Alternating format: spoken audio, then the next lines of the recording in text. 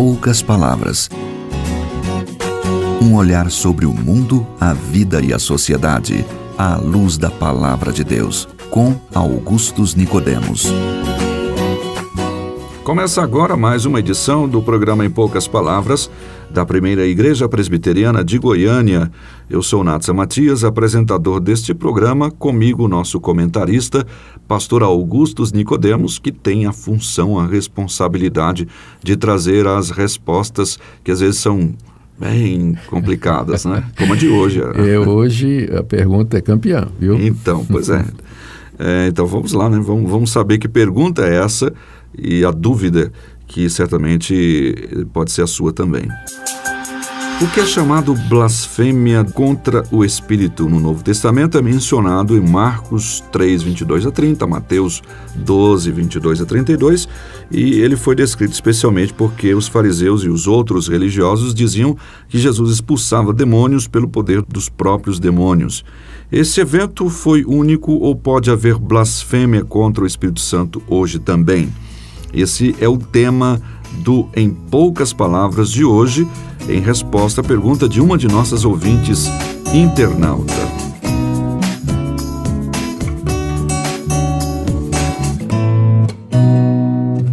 Pastor Augustus, a Adriana de Ribeirão Preto pergunta: o pecado que não tem perdão é a blasfêmia contra o Espírito Santo, mas eu não sei o que é blasfemar contra ele. Poderia dar um exemplo do que seja esse pecado imperdoável? Ela pergunta.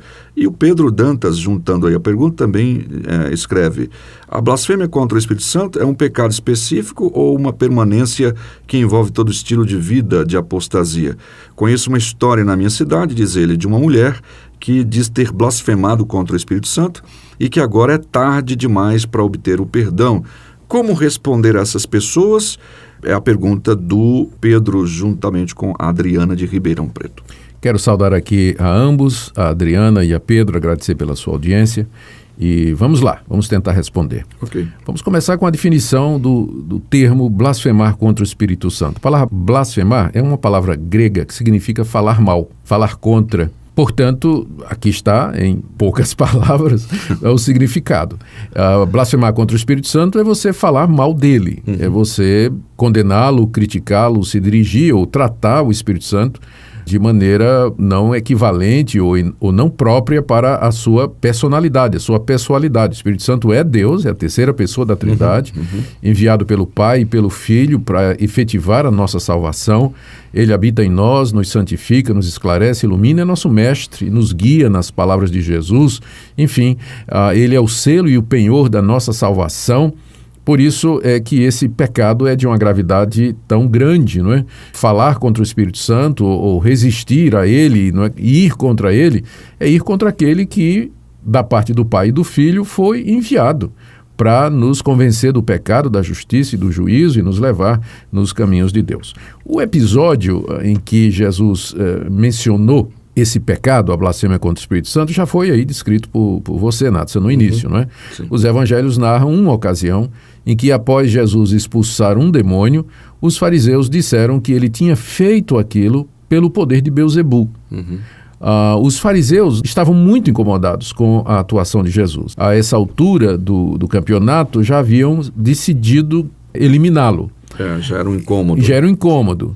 Por quê? Porque Jesus atraía as multidões e Jesus pregava o verdadeiro cristianismo, o verdadeiro evangelho. Sim. Não é que os fariseus haviam deturpado a religião que Deus havia deixado a Moisés no Antigo Testamento. Estes líderes religiosos haviam já deturpado, haviam acrescentado tradições. E agora Jesus chegava como um reformador, trazendo a palavra de Deus, dando significado das Escrituras, se apresentando como Messias e assim ameaçando a posição que os fariseus e demais líderes religiosos ocupavam em sua época. Então, eles já haviam decidido que Jesus não era o Messias. Agora, isso trazia um problema. Se Jesus não era de Deus, como é que ele expulsava demônios? De onde vinha o poder de Jesus para ressuscitar mortos, para curar os doentes, para fazer o bem de maneira sobrenatural? Então, eles chegaram a uma conclusão: que Jesus fazia estas coisas através do poder de Satanás, que ele era um endemoniado, que era pelo poder de Beelzebu, o maioral dos demônios, que Jesus expelia demônios e fazia toda aquela atividade. Ora, Como se fosse um teatro apenas, então. Né? Ou então é como se fosse um teatro, né? Uma mistificação, ou mesmo, eu não sei o quanto os fariseus acreditavam que Satanás era capaz de fazer, não é? Mas, de qualquer forma, eles diziam que se Jesus tinha algum poder, era satânico.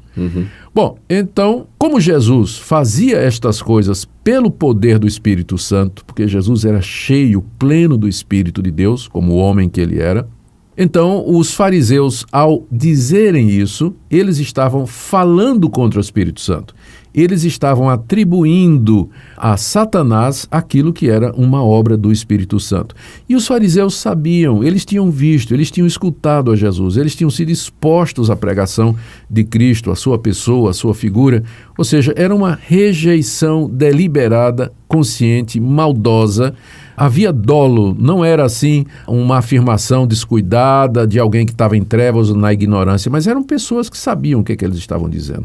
Maldosamente, perversamente, incredulamente. Então, eles disseram que Jesus estava possuído pelo chefe dos demônios. E foi então que Jesus reagiu dizendo: olha, tudo que vocês disserem contra mim será perdoado.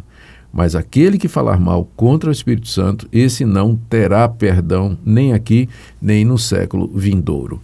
Então foi nesse contexto que Jesus explicou, ou que Jesus declarou ou anunciou a existência desse pecado para a morte. Ele é chamado pecado para a morte porque ele, uma vez consumado, uma vez feito, não há retorno. O castigo é irreversível naqueles que chegaram a essa posição.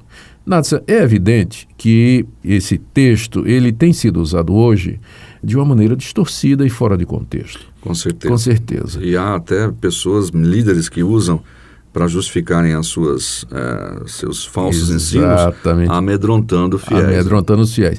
Tipo assim, eles dizem um monte de asneira, fazem profetadas, falsas profecias, coisas que são ridículas, em que envergonham o nome de Deus, ou tomam decisões dizendo que foram levados por Deus. E se alguma pessoa questiona, né? Então ele diz, você está blasfemando contra o Espírito Santo. Não tem perdão. Não tem perdão. Ou então, o crente que é criado nesses ambientes mais pentecostais, em que tem manifestação de língua, de profecia, ou dizem que tem, e aí ele começa a questionar aquilo, se aquelas línguas são verdadeiras, se aquelas profecias são verdadeiras, então ele é geralmente rebatido com isso, não é dizendo, cuidado porque você está blasfemando contra o Espírito Santo. Natsan, eu não acredito que blasfemar contra o Espírito Santo é você se questionar se determinada manifestação de fato vem de Deus. Porque há pessoas que estão enganadas, que têm manifestações que elas pensam que são de Deus, mas são fruto da visão da cabeça delas.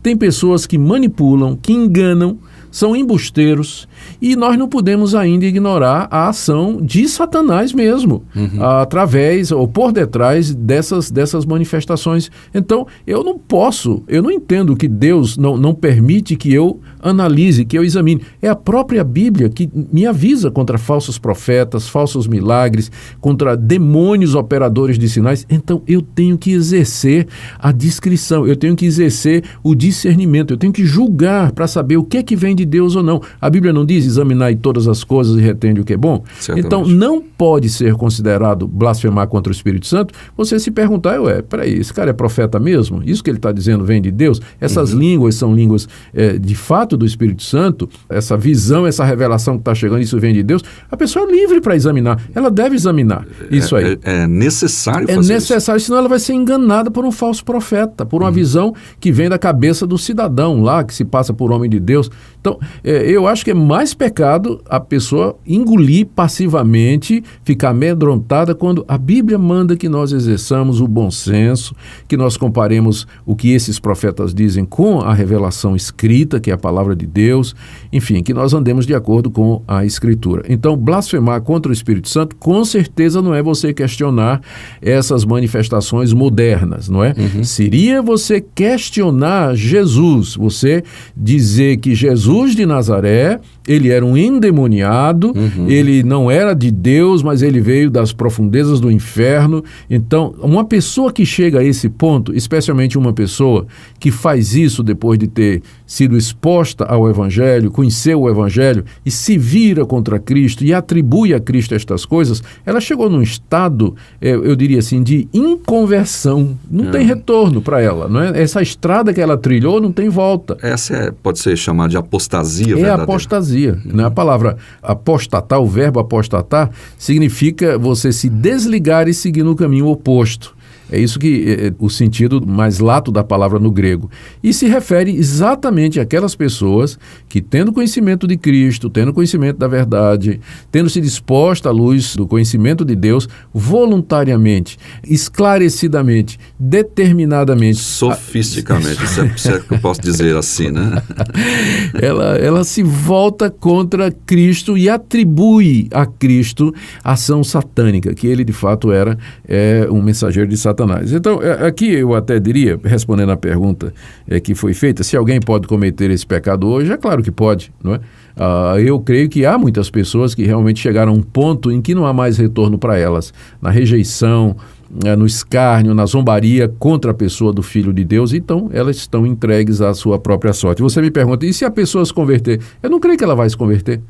Ela não vai se converter, ela não vai voltar atrás, ela não vai se arrepender. Tá? E se estivesse dentro da igreja, estava fingindo que era um salvo. Sem dúvida nenhuma. Agora, Natsan, terminando, há pessoas que pensam que blasfemaram contra o Espírito Santo, quando, na verdade, elas simplesmente se questionaram a respeito de um profeta, de línguas, de um milagre, de alguma coisa. Se você está aí sofrendo, pensando que você blasfemou contra o Espírito Santo, eu lhe diria uma coisa, uma pessoa que está preocupada em ter blasfemado contra o Espírito Santo, provavelmente não blasfemou. Né? Porque só um crente mesmo em Jesus é que ficaria preocupado com esse tipo de coisa. O apóstata está com a consciência endurecida, ele não está nem aí para isso. É o tipo de pessoa que às vezes, lembrando da passagem quando Jesus diz do joio e do trigo, se ele perguntar, será que eu sou joio, será que eu não sou trigo, essa preocupação já é um bom sinal de que ele não seja joio. Né? Sim, exatamente. Penso assim também. Então tá bom.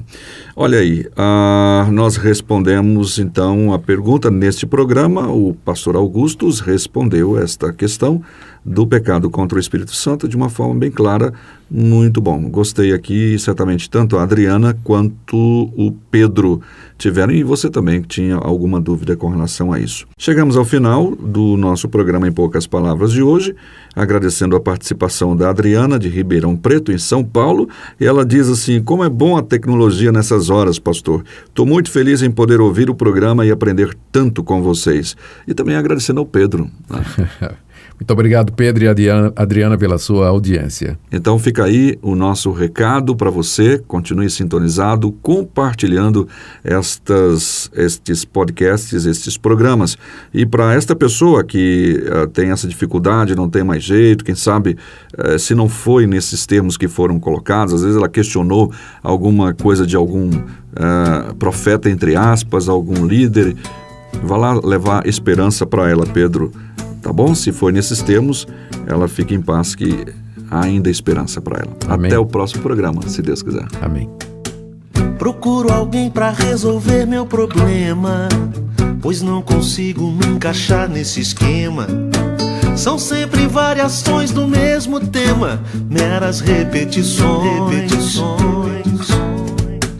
A extravagância vem de todos os lados e faz chover profetas apaixonados, morrendo em pé, rompendo a fé dos cansados que ouvem suas canções. Estar de bem com a vida é muito mais que renascer. Deus já me deu sua palavra e é por ela que ainda guia o meu viver. Reconstruindo o que Jesus derrubou, recosturando o véu que a cruz já rasgou, ressuscitando a lei, pisando na graça, negociando com Deus. No show da fé milagre. Em poucas palavras, um olhar sobre o mundo, a vida e a sociedade, à luz da Palavra de Deus. Apresentação Natsan Matias. Comentário Augustus Nicodemos. Um programa da Primeira Igreja Presbiteriana de Goiânia, Rua 68, esquina com 71 Centro. Visite o nosso site www.pipg.org. Apoio Seminário Presbiteriano Brasil Central, Goiânia.